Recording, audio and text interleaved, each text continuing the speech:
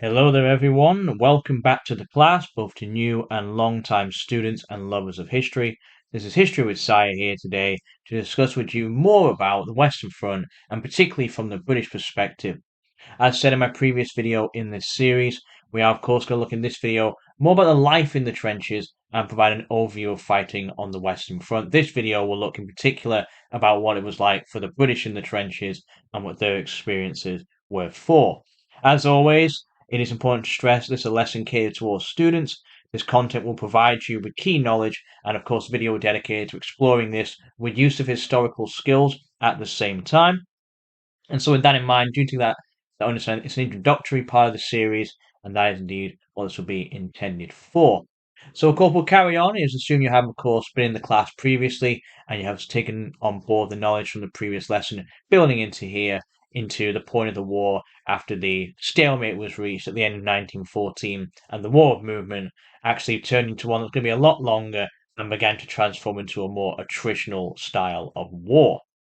So, as always, we'll begin our lesson with some use of primary sources.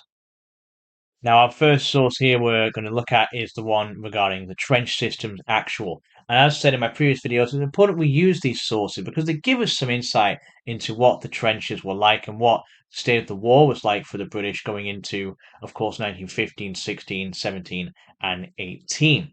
So, have a quick look at the image here and take for yourself, perhaps even pause the video and just take in what we're actually looking at. What can we see? As always, try and aim for at least 5 things we can gather from it. What can we infer? Before we even do the context, what does this image actually show? Have a think for yourself. Maybe, of course, make some notes, and then I'll go through my observations with you after you have done so. There we go. So we'll bring it together now and have a look at this trench. What can we actually see? Well, perhaps the thing that stands out most to me straight away is this gentleman here right away. This gentleman here is kind of lay at the top part of the trench, looking out onto a different area across over to a field and a horizon. Now, what exactly is he looking at? Well, this is bringing our historical context here. Will probably be, but quite likely be what's called no man's land. What is no man's land? I'll give you essentially the area that many soldiers did not really go out into because it was quite dangerous.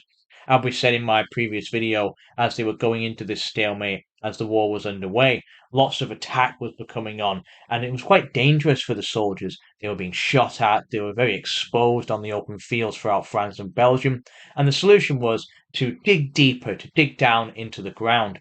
And we can see this quite clearly. This is a relatively deep trench here. We can assume the man, let's say, the general height of a man 5'10", somewhere between that and maybe 6 foot.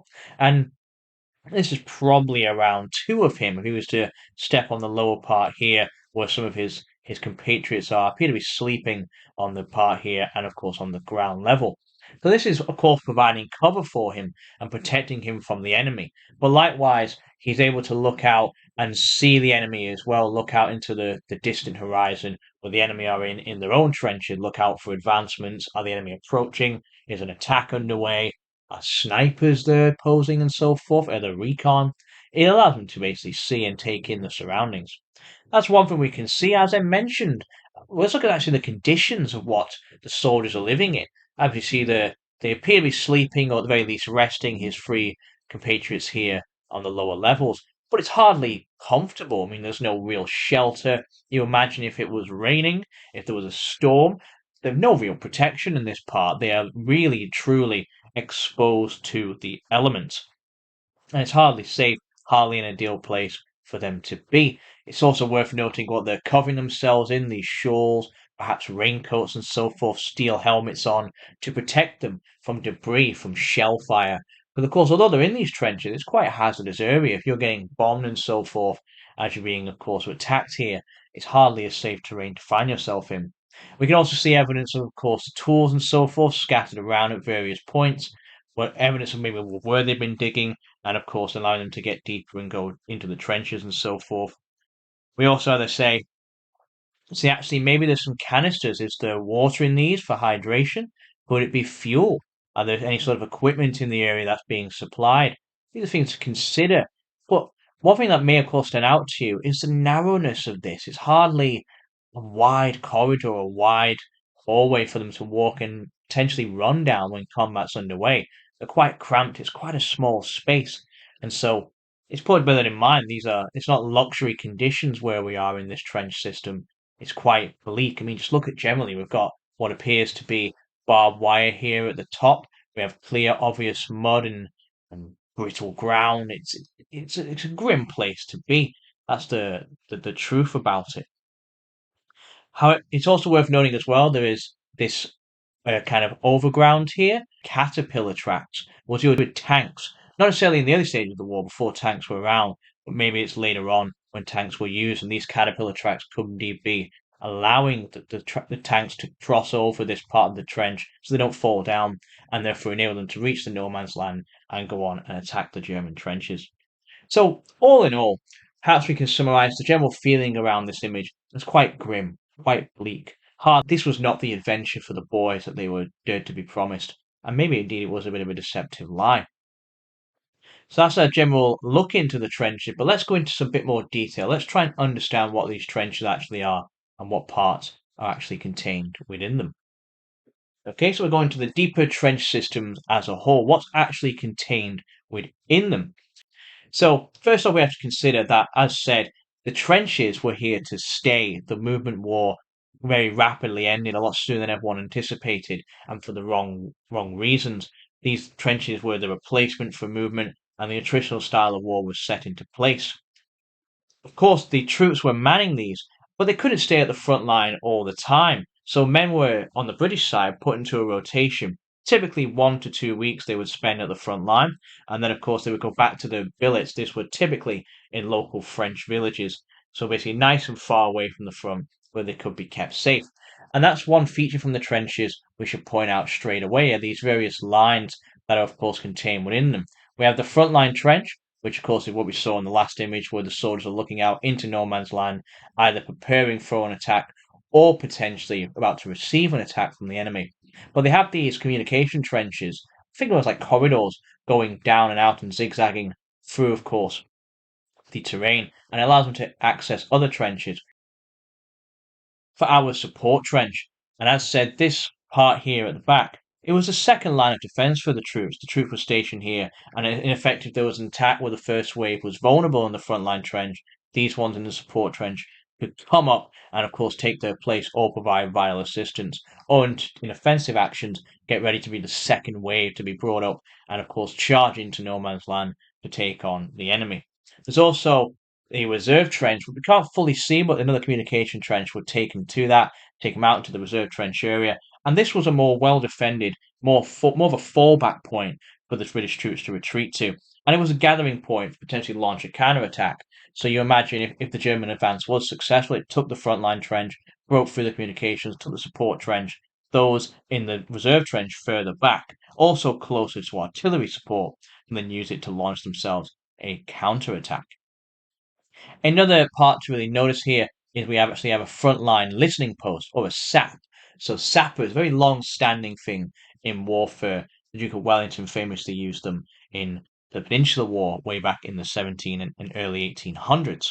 And so the idea, the function of this sap is quite simply to dig out, to give it, as it says to a listening post, to kind of lean out and provide more cover deeper into no man's land. Because you imagine if you were thinking of a tactical attack, what would be better to all charge from the front line here, or to dig as far out as you could and get closer to that front line trench on the German side and launch an attack from there.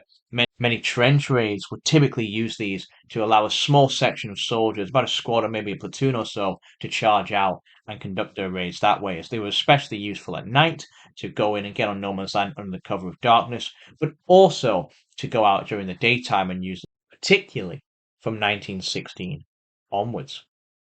We can also see that there are also these dugouts, company headquarter dugouts. And so what exactly is their function? Well, not only do they provide more protection from direct hit from artillery shells, because of course they have the natural cover of the ground and reinforced parts here, sandbags and so forth to support and protect them.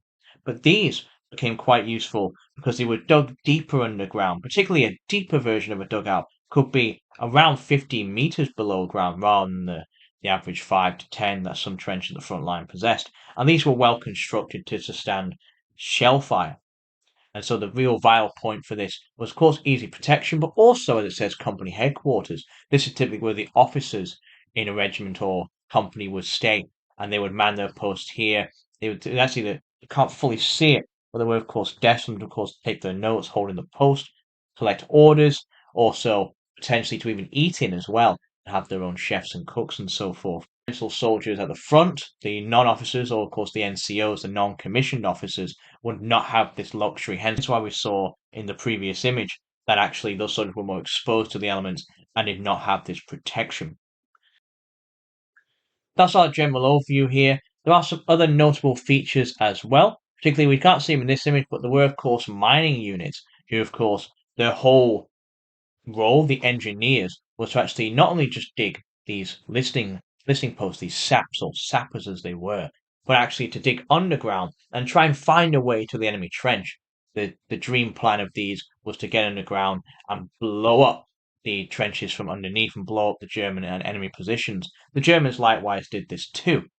It's important to know to kind of get a quick myth out of the way is that a lot of people think a lot of the if you ever go to the battlefield site, particularly in Belgium and northern France, particularly those around Ypres, if you ever go there, places like Langemarck and the Somme Actual, or even Vimy Ridge, there are actually massive, large craters, and a lot of people think these are because of the intense shell fire that they were underwent, particularly on some occasions, millions of shells were fired on the position. But actually, these are caused by the mines themselves. Because actually, what's happened is, as they set the mine off, the explosion has collapsed the ground and it's fallen in on itself and gone underneath. And that's what's really happened. That's how those holes are actually created.